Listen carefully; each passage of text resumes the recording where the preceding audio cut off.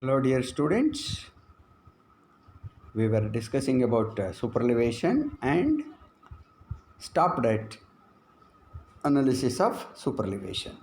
In the last class, we have seen that all the forces are resolved parallel and perpendicular to the inclined surface, which is being inclined at an angle theta. Therefore, E is equal to superelevation. We can take it as tan theta, where this is the width of the road, and this is the radius of the curve. Okay.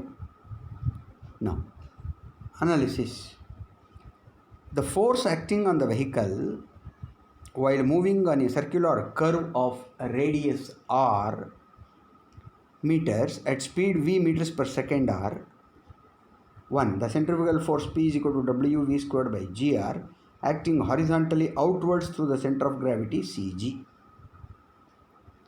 Whereas the weight W of the vehicle acting vertically downwards through the CG. The third force, which is acting, the frictional force developed between the wheels and the pavement counteractions transversely along the pavement surface towards the center of the curve.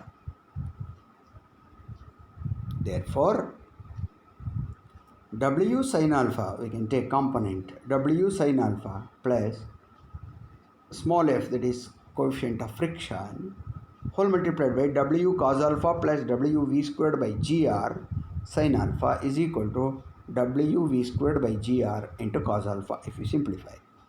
Now, dividing by W cos alpha on both the sides, we will get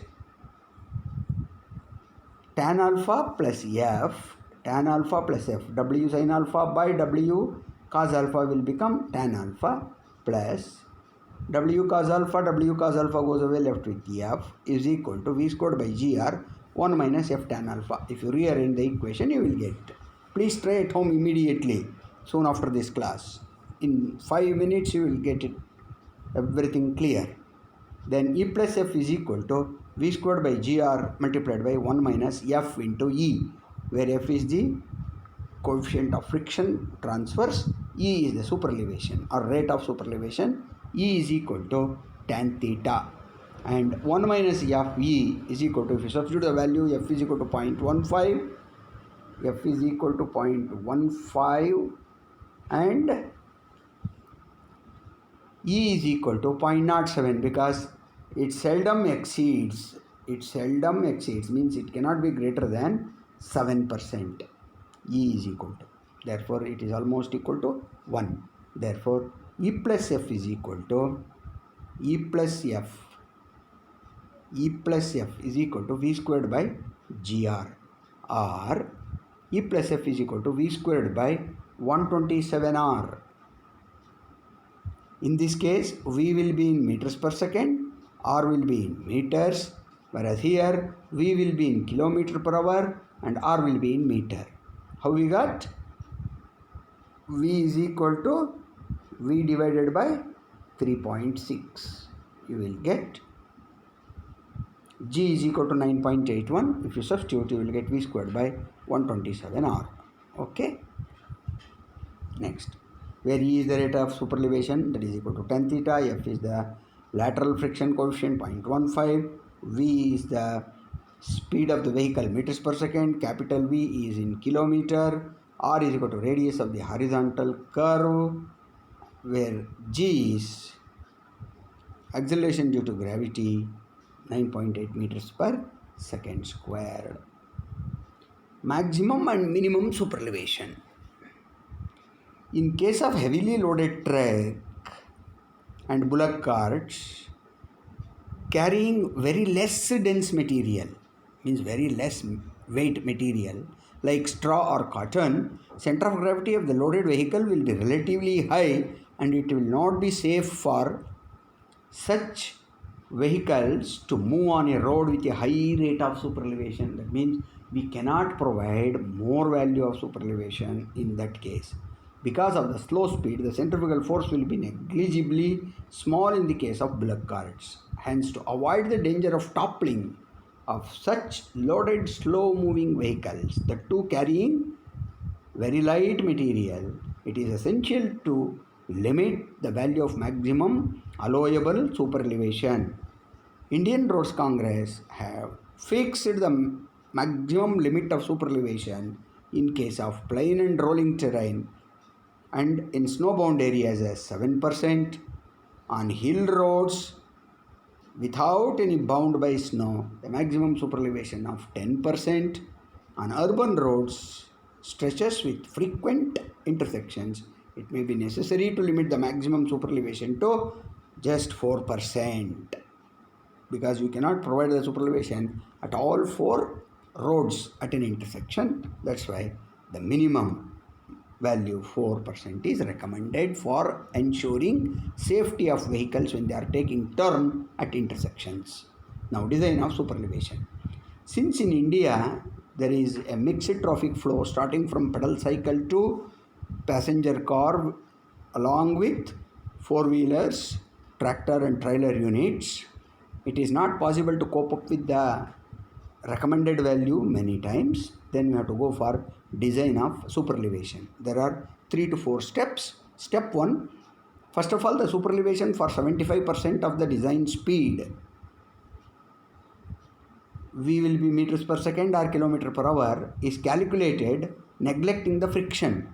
So this exercise is being done or design is done so as to cater for various types of vehicle in mixed traffic flow condition. E is equal to 0.75 V whole square divided by 127 R. We get E is equal to V squared by 225 R. This is the formula you should remember. Step 2. If the calculated value of E from the above step 1 is less than 7%, the value so obtained is provided. If the value of E in step 1 exceeds 7%, that is 0.07, then provide maximum superelevation value of 7% and find out the lateral coefficient of friction in step 3. Then F is equal to V square divided by 127 R minus 0.07. If the value of F calculated is less than 0.15, then it is accepted. Otherwise, proceed with the next step by considering F is equal to 7%, E is equal to 7% and F is equal to 0.15. We have to proceed with the next step, that is E plus F is equal to 0.07 plus 0.15, that is equal to VA squared divided by 127R. Instead of simply V squared, we have to put a suffix that is known as allowable speed on horizontal curve when step 1 and step 2 and step 3 are failed to satisfy. If the allowable speed or allowed speed as calculated here, as calculated by this formula, is higher than the design speed with which the vehicle is moving, then the design is adequate. It is obvious. If VA is less than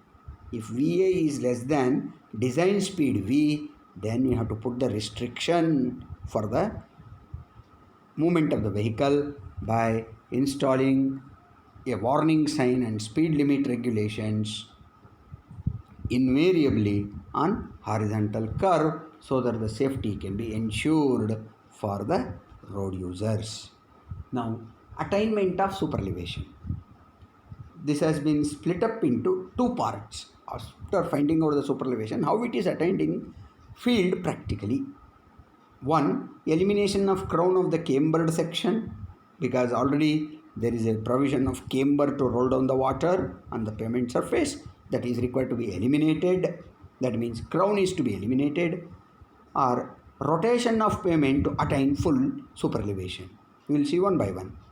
Elimination of crown of cambered section. First method, outer edge rotated about the crown. This outer edge is rotated. These dotted lines indicates we are rotating the outer edge till we reach the crown point, right? In the second method, crown shifted outwards. This crown point is shifted outwards in the opposite direction. In the previous case, it was in clockwise direction. Now it is anti-clockwise direction because crown point is shifted outwards. What are the disadvantages of first method? Small length of road, cross slope less than, camber, drainage problem in outer half. Whereas in case of second method, disadvantage, large negative superelevation on outer half. Drivers have the tendency to run the vehicle along shifted crown suitably at different locations depending upon the judicial judgment by the site engineer in charge. He will decide whether first method is suitable or second method suitable. But both the methods are invariably used at different locations of horizontal curves as a practical case. Now, how to attain the super elevation? This is also divided into two methods. Rotation of pavement to attain full super elevation. First method, rotation about the center line as shown here. Rotation of the pavement about the center line. The inner edge and raising the outer edge, each by half the total amount of super elevation. Suppose if you want to see, this is E by 2, capital E by 2, and here it is depressed by an amount, capital E by 2, where total outer edge with respect to inner edge raised is E. Am I right?